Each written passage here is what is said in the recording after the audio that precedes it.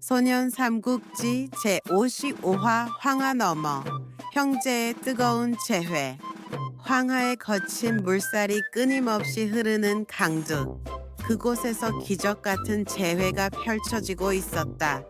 조조의 5관문을 홀로 돌파하고 황하를 건넌 관우의 눈앞에 꿈에도 그리던 아우 장비의 모습이 보였다. 장비 또한 멀리서 배를 타고 강을 건너는 관우와 적토마를 발견하고는 버선발로 달려와 강가를 향해 소리쳤다. 1. 황하를 가로지른 외침, 그리고 눈물. 장비, 장비야. 관우의 목소리가 황하의 물결을 타고 장비에게 닿았다. 그 순간 장비는 얼어붙은 듯 멈춰 섰다. 험난한 세월 속에서 헤어져야 했던 형님, 관우였다. 그의 눈에서 뜨거운 눈물이 왈칵 쏟아졌다. 형님, 관우 형님. 장비는 더 이상 참지 못하고 강물을 향해 달려갔다. 그의 발은 이미 흙탕물에 젖어 있었지만 그에게는 오직 형님에게 닿고 싶다는 일념뿐이었다. 배가 강둑에 닿자마자 관우는 한달음에 뛰어내렸다. 그리고 두 형제는 말없이 서로를 향해 달려갔다. 형님, 장비야. 두 사람은 서로를 껴안았다. 거친 숨소리와 함께 터져 나오는 울음소리가 황하의 바람을 타고 멀리 퍼져 나갔다. 관우는 장비의 어깨를 두드리며 한동안 말을 잇지 못했다. 장비 역시 형님의 품에 안겨 어린아이처럼 서럽게 울었다. 그들의 눈물 속에는 헤어졌던 시간의 고통과 다시 만난 기쁨, 그리고 알 수 없는 미래에 대한 불안감이 뒤섞여 있었다.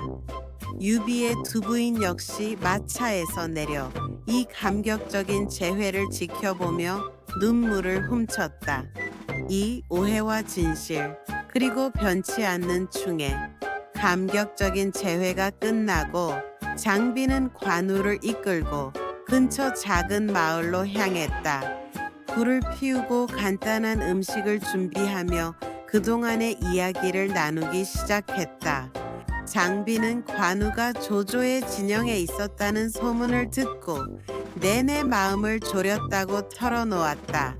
형님, 어찌된 일입니까? 형님께서 조조에게 몸을 의탁하셨다는 소문을 듣고 저는 형님께서 대의를 저버리신 줄 알았습니다. 장비의 목소리에는 서운함과 함께 걱정이 묻어났다. 관우는 고개를 숙였다. 아우야, 오해가 있었구나. 나는 결코 조조에게 투항한 것이 아니다. 형님과 두 형수님을 지키기 위해 잠시 몸을 의탁했을 뿐이다.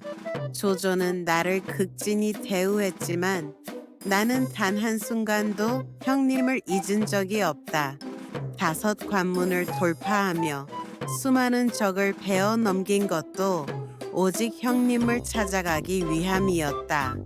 이어 관우는 조조가 자신을 회유하기 위해 얼마나 많은 노력을 했는지, 그리고 자신이 어떻게 조조의 호의를 거절하고 5관문을 돌파했는지 자세히 설명했다.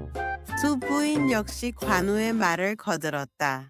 장비 아우님, 관우 장군께서는 정말이지 저희를 위해 목숨을 걸고 싸우셨습니다. 그분의 충의는 하늘도 감동시킬 것입니다. 장비는 형님의 이야기를 듣고 눈물을 흘렸다. 형님, 제가 어리석었습니다. 형님의 충의를 의심하다니 부디 저를 용서하십시오. 그는 무릎을 꿇고 관우에게 사죄했다. 관우는 장비를 일으켜 세우며 그의 어깨를 감쌌다. 아우야, 괜찮다. 너의 마음을 모르는 바 아니다. 이제 모든 오해는 풀렸다. 중요한 것은 우리가 다시 만났다는 것이다. 3. 유비를 향한 여정, 새로운 난관의 그림자.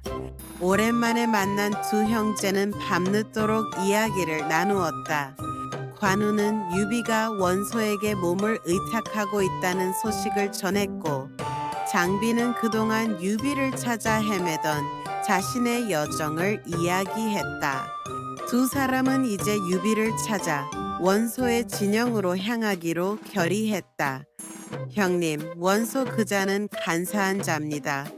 형님께서 그에게 몸을 의탁하셨다니 걱정됩니다.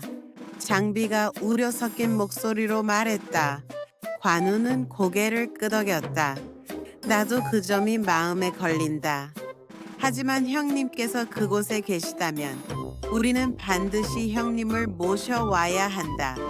어떤 어려움이 있더라도 말이다. 다음 날 아침 관우와 장비 그리고 두 부인은 다시 길을 나섰다. 황하를 건너 북쪽으로 향하는 길은 여전히 험난했다. 원소의 영토에 들어서자 그들은 예상치 못한 난관에 부딪혔다. 원소의 병사들이 그들을 수상하게 여기고 길을 막아선 것이다. 너희는 누구냐? 어찌하여 원소 공의 영토에 함부로 들어오는가? 원소의 장수 한 명이 앞을 가로막으며 소리쳤다. 관우는 침착하게 답했다. 나는 관우다. 유현덕 공의 의형제이며 그분을 찾아가는 길이다. 부디 길을 열어주시오. 하지만 원소의 장수는 비웃었다. 유현덕, 그자는 이미 우리 원소 공에 휘해 있다. 너희 같은 자들이 함부로 그를 만날 수는 없다. 게다가 너는 조조에게서 온 자가 아니더냐. 수상하다. 당장 무기를 내려놓고 호박을 받아라. 장비는 분노하여 장팔사모를 움켜쥐었다. 감히 우리 형님을 모욕하는가? 당장 길을 열지 않으면 네 목숨은 보장할 수 없다. 관우는 장비를 제지하며 차분하게 상황을 설명하려 했지만 원소의 장수는 이미 병사들에게 공격을 명령한 뒤였다. 황하를 건너 겨우 제회한 두 형제 앞에 또 다른 시련이 닥쳐온 것이다. 과연 관우와 장비는 이 난관을 헤치고 유비와 무사히 재회할 수 있을까? 삼형제의 파란만장한 이야기는 계속된다. 소년 삼국지 제50화 어떠셨나요? 다음 이야기도 기대해 주세요. 구독과 좋아요는 연재에 큰 힘이 됩니다.